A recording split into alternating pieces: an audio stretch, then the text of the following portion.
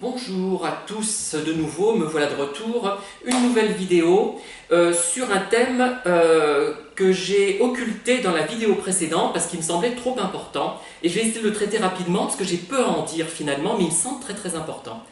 Il y a quelques années, je devais avoir 29 ou 30 ans, peut-être 30 ans on va dire, hein, donc c'est il y a 22 ans, une amie que j'allais voir régulièrement à Paris parce que c'était une correspondante à l'origine, j'avais fait passer une annonce dans Paris-Paname ou je sais plus quoi, une revue qui paraissait à Paris, une petite annonce dans laquelle je cherchais des correspondants et des correspondantes. J'ai été tombé notamment sur deux correspondants, une femme et un homme, qui habitaient Paris dans le 12e et le 13e arrondissement.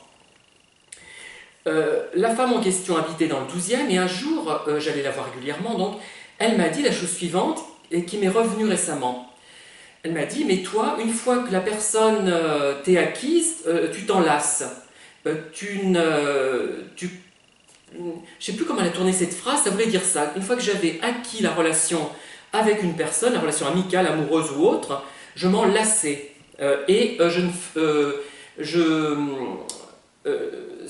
départ, j'étais très enthousiaste, après ça retombait. Et je me suis posé la question par rapport au pervers narcissique, c'est-à-dire,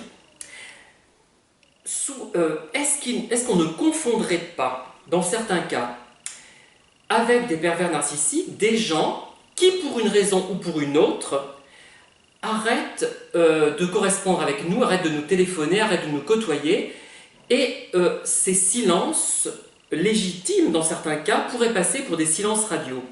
Il y a aussi le cas que dénonçait cette amie, un travers que, selon elle, j'avais, et que je pense effectivement que j'avais, et que j'ai peut-être toujours. Hein. Je n'ai pas envie de me présenter comme un petit saint, j'en suis pas un. Et qui fait qu'au début, grand enthousiasme, mais une fois que la chose est acquise, une fois que j'ai atteint mon but, je ne laisse pas tomber la personne, mais la relation s'apaise. D'un autre côté, vous me direz, c'est assez classique comme phénomène. Hein. Et est-ce qu'on ne confondrait pas certaines personnes qui auraient ce type de comportement avec des pervers narcissiques ? Autre hypothèse, mais là elle est un peu osée, hasardeuse, mais je ne sais, j'ose à peine la poser en fait. Est-ce que les pervers narcissiques seraient sincèrement enthousiastes, du moins une partie des pervers narcissiques, peut-être pas tous, seraient sincèrement enthousiastes au début de la relation, mais comme ils recherchent une forme de perfection qui n'est pas la perfection dans l'absolu, mais qui correspond à l'idée qu'ils se font de cette perfection, et qui correspond à eux en gros, hein, et que, voyant que nous ne correspondons pas à cet idéal qu'ils avaient cru trouver en nous, commencent à nous harceler.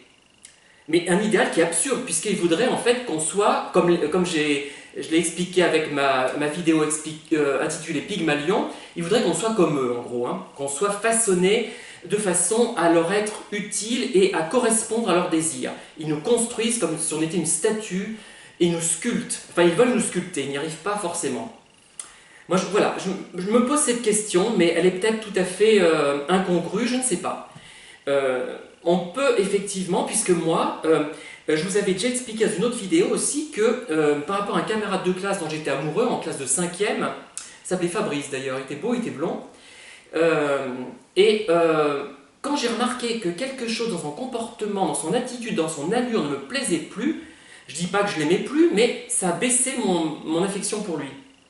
C'est très curieux, hein, qui n'était pas réciproque d'ailleurs, hein, bon, c'était évident, je ne sais pas pourquoi il s'intéressait vaguement à moi, mais j'en ignore la raison. Hein. Voilà, et c'est ça, voilà. C'est un travers que j'ai, hein, sans doute, d'ailleurs pas que pour les personnes, et puis aussi les contingences qui nous empêchent finalement de nous centrer sur une personne, même si on l'aime beaucoup, les contingences du travail qui nous pèsent, les contingences familiales, les angoisses existentielles qu'on peut avoir, les problèmes du téléphone qui ne fonctionne plus. C'est le cas en ce moment, moi, mon fixe ne fonctionne plus bien. Il y a plein de choses comme ça qui entravent les relations, et il ne faudrait peut-être pas confondre cela avec la perversion narcissique, avec des manipulateurs, puisque...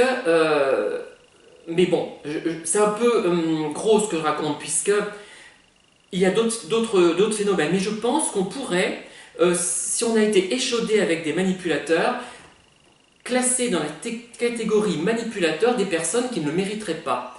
qui ne sont pas forcément des saints pour autant, mais qui ne seraient pas à classer dans cette catégorie. Voilà, je ne sais pas ce que vaut cette vidéo, peu importe, mais voilà, je voulais vous parler de ça et j'aurai peut-être l'occasion de revenir là-dessus si j'obtiens des éléments de votre part ou dans mes lectures. Je vous remercie et je vous dis à bientôt. Maintenant, je vais m'occuper de mon jardin. Oh là là. Bon.